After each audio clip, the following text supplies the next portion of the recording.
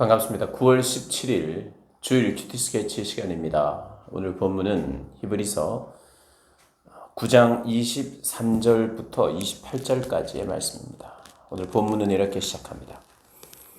그러므로 하늘에 있는 것들의 모형은 이런 것들로서 정결하게 할 필요가 있었으나 하늘에 있는 그것들은 이런 것들보다 더 좋은 제물로 할지니라. 그리스도께서는 참 것의 그림자인 손으로 만든 성소에 들어가지 아니하시고 바로 그 하늘에 들어가사 이제 우리를 위하여 하나님 앞에 나타나시고 대제사장이 해마다 다른 것의 피로써 성소에 들어가는 것 같이 자주 자기를 드리려고 아니하실지니 그리하면 그가 세상을 창조한 때부터 자주 고난을 받았어야 할 것이로되 이제 자기를 단번에 제물로 드려 죄를 없이 하시려고 세상 끝에 나타나셨느니라. 한번 죽는 것은 사람에게 정해진 것이요 그 후에는 심판이 있으리니 이와 같이 그리스도도 많은 사람의 죄를 담당하시려고 단번에 들이신 바 되셨고 구원에 이르게 하기 위하여 죄와 상관없이 자기를 바라는 자들에게 두 번째 나타나시리라. 오늘 본문은 여전히 이제 그리스도의 사역에 대해서 대제사장적 사역, 그러나 하늘의 대제사장, 지상의 대제사장과는 구별된 하늘의 대제사장이다. 그리고 이제 제사에 관한 이야기를 하는데 제사는 꼭 드려야 하는 것이죠. 구약 시대에 특별히 제사는 초점이 어디 있냐면 정결함이 있습니다. 정결함. 근데 무엇이 사람을 정결하게 하는가? 구약은 일관되게 이야기를 합니다. 피 흘림으로 말미암아. 피 흘림으로 말미암아.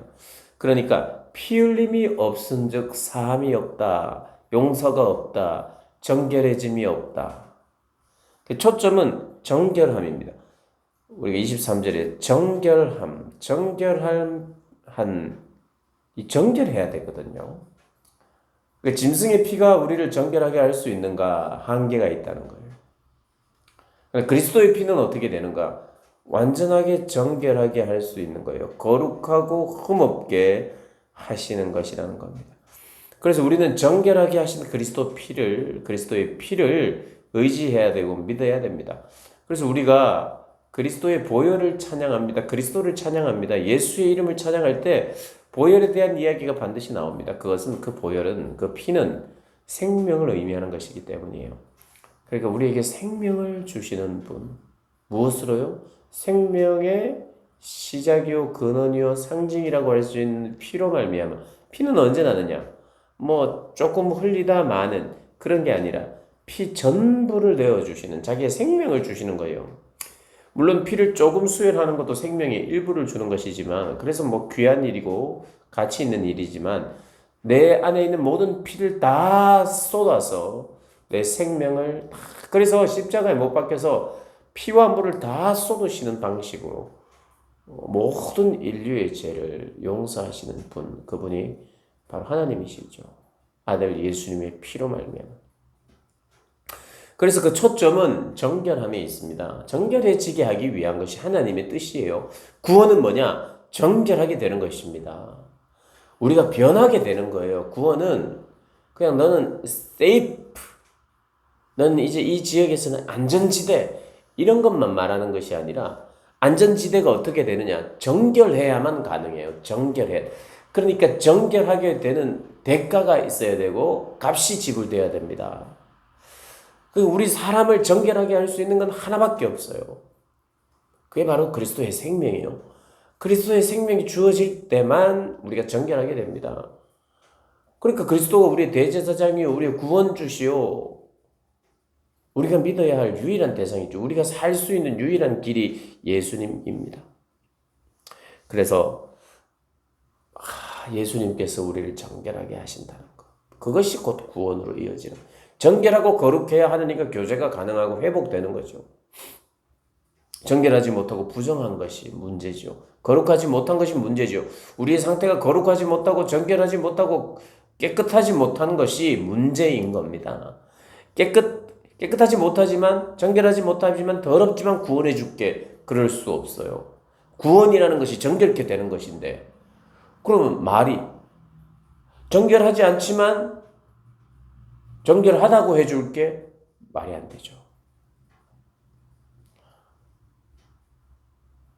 정결하지 않지만 구원해 줄게, 이게 말이 안 되는 것이죠. 구원한다는 것이 정결하게 된다는 것인데, 그러니 내가 어떤 일이 잘 되는 것, 이런 것을 구원으로 생각하시면 안 되죠.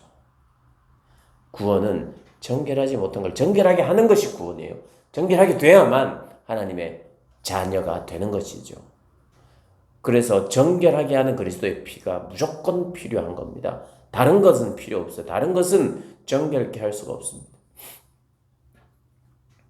그래서 주님의 일하심, 하나님의 목표도 우리를 정결하게 하시는 것인데, 유일한 길이 피로 말미암아 대제사장이 그 피를 가지고 지성소로 오듯이 그리스도는 자신의 피로 우리를 정결케 하시는 분이라는 거예요. 그래서 우리 예배 때 그리스도의 피를, 그리스도의 보혈을, 그리스도의 생명을 찬양하는 것입니다. 기억하는 것이고. 그리고 이런 이야기를 합니다. 한 번 죽는 것은 사람에게 정해진 것이요. 죽는 것이 정해졌다. 그 후에는 심판이 있으리니. 27절을 보면요, 죽는 것을 심판이라고 말하지 않아요. 죽는 것이 있고 그 후에 심판이 있대요. 우리가 기억을 해야 돼요. 죽는 것이 심판이 아닙니다. 죽음이 심판 같은데 그게 아니에요.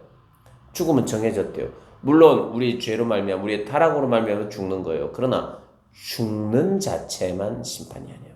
심판은 우리 삶 전부를 놓고 우리의 삶의 전부를 가지고 주님이, 하나님이 따지시는 겁니다. 심판하시는 거. 모든 것을 따지는데 거기에 거의 모든 것이 불합격인데 예수님이 합격시켜 주시는, 예수님이 우리가 받아야 될 모든 진노와 저주를 다 받으셨으니 예수님 때문에 우리가 합격이 되는 거죠. 그 심판에서. 그 심판에서 심판을 면하게 되는 거죠. 그래서 우리 삶 전부가 하나님의 심판대에 놓이는 것입니다. 그러면서 죽는 것 이후에 심판이 있는데, 이와 같이 그리스도도 많은 사람의 죄를 담당하시려고 그 심판 때에 우리 심판을 면하게 하기 위하여 자신을 들이신 바 되었고, 구원에 이르게 하기 위하여 죄에 상관없이 자기를 바라는 자들에게 두 번째 나타나신다는 게 무엇이냐? 다시 오신다는 겁니다. 그러니까 구원의 시작은 예수님이 이 땅에 오셔서 그분이 하신 모든 사역, 십자가의 사역, 죽음과 부활, 그것이 다 그분이 하신 지상에서의 사역입니다. 구원의 시작이에요. 그러나 구원의 완성은 언제? 승천하신 그 주님이 다시 오실 때에, 두 번째 나타나실 때에, 오실 때에 구원이 완성이 되는 거예요. 그러니까 끝을 생각하고 현재를 살아야 되는 것이 우리의 삶입니다. 이미 정결하게 하셨고 더욱더 흠도 없고 전무도 없는 자로 거룩한 백성으로 새로워지고 성화되어 가는 백성으로 삼아가는 것, 이것이 구원이고, 그 구원의 완성은 예수님의 다시 오심으로 말미암아 있다는 것을 오늘 본문이 이야기합니다. 그래서 오늘 본문의 두 가지를 기억하시면 되겠어요. 우리를 정결하게 하심이 구원이요, 그 구원의 시작이 바로 예수 그리스도의 오심과 그분의 구원의 완성이 그분의 다시 오심으로, 오심과 다시 오심. 처음 오셨다 그래서 초림이라 그러고, 다시 오신다 그래서 재림이라 그러죠. 초림과 재림. 우리는 재림을 바라보면서, 주님의 다시 오심을 바라보면서, 우리를 공의로운 심판을 하러 오시는 그 주님을 만날 준비를 합니다. 그 공의로운 심판 앞에 저희들이 서는데, 그 심판에 변호하시는 분이 예수 그리스도이십니다. 그 예수 그리스도를 믿는 자들은 우리의 변호자가 되시는데, 예수 그리스도를 믿지 않는 자들은 변호자가 없는 거죠.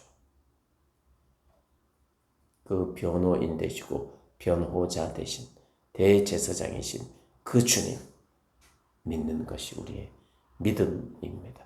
오늘 이 말씀을 듣고 저도 그 믿음을 소유하기 원합니다 고백하고, 혹은 그 믿음 소유하게 하신 것을 감사합니다 하고 찬양하는 것, 그것이 우리의 반응이어야 할 것입니다.